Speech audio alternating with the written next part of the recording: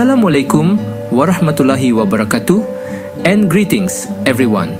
Welcome to MLT 455. I'm Muhammad Fahmi and today we're exploring normal microbial flora. By the end of this topic, you should be able to describe what is meant by normal microbial flora, list the normal flora of different body parts, and describe the various types of relationships between microbes and hosts. Let's begin this fascinating journey into the microbes that call us home.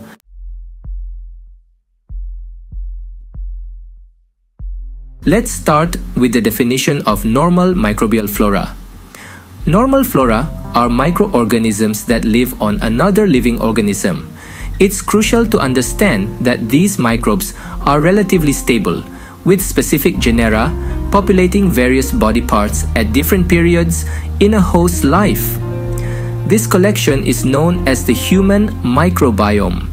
The stability of these microbial communities suggests a long-term, evolved relationship between these microbes and our bodies.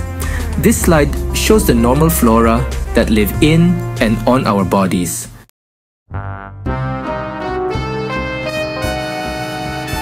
Moving to skin flora, the varied environment of the skin results in locally dense or sparse populations.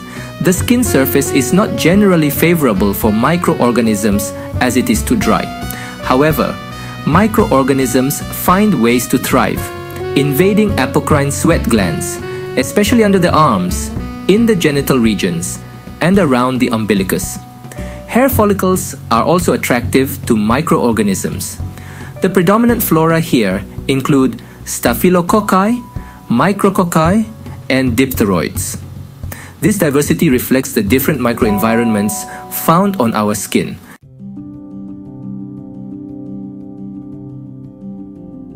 Now, let's talk about the normal order of the mouth.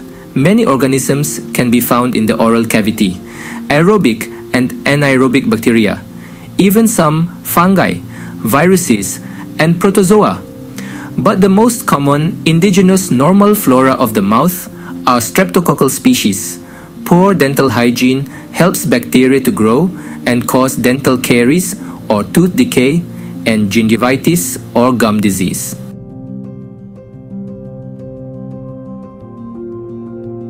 These are the normal flora of the respiratory tract.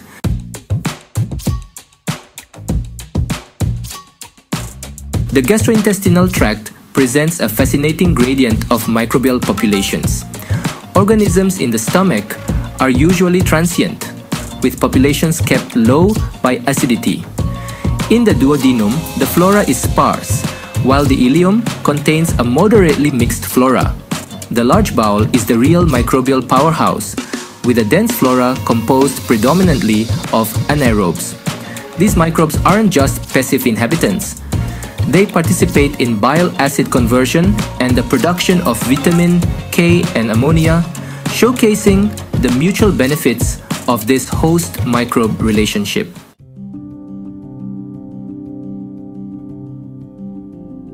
Regarding urogenital flora, it's important to note that vaginal flora changes with age, hormone levels, and pH. This dynamic nature is crucial for maintaining urogenital health. The distal urethra contains sparse mixed flora, which is why it's present in urine specimens unless a clean catch or midstream specimen is obtained. As future lab scientists, remember this when handling urine samples to avoid misinterpreting normal flora as potential pathogens.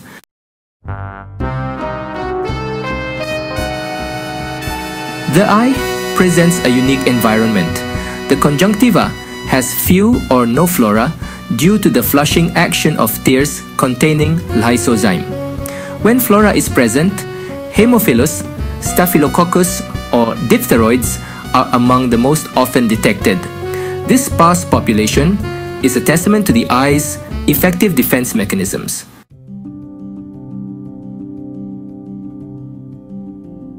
Why is all this important? Understanding normal flora allows prediction of the pathogens causing infection.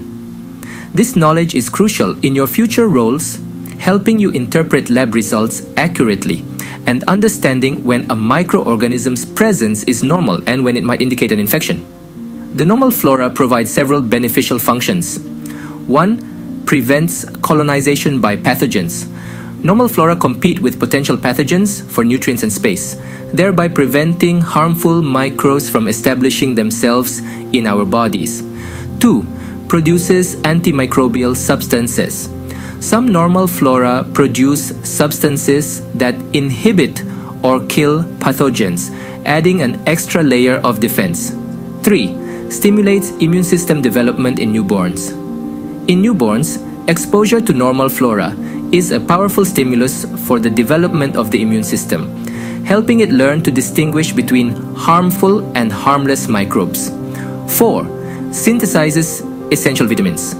The microflora of the intestine synthesize vitamin K and several B vitamins, which are crucial for our health. 5. Metabolizes dietary carcinogens. Certain bacteria in our gut can metabolize dietary carcinogens, potentially reducing the risk of cancer. Host parasite infection. Many members of the normal flora act as opportunistic pathogens, especially in hosts rendered susceptible by other diseases. This means that under certain conditions, such as when the immune system is weakened, these normally harmless microbes can cause infections. Understanding this balance is vital for predicting potential infections and managing patient care effectively. These functions highlight the essential role of normal flora in maintaining our health and preventing disease.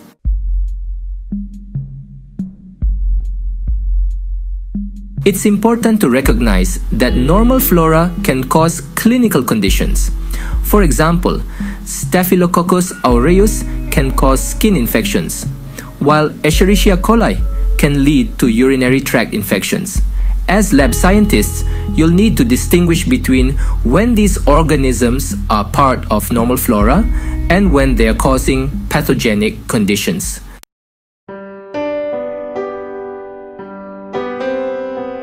To wrap up, we've covered what normal microbial flora is, where it's found in the body, and its relationship with the host. You should now be able to describe normal microbial flora, list the flora in different body parts, and understand microbe-host relationships. This knowledge will be essential in your future careers for accurately identifying potential pathogens and contributing to patient care.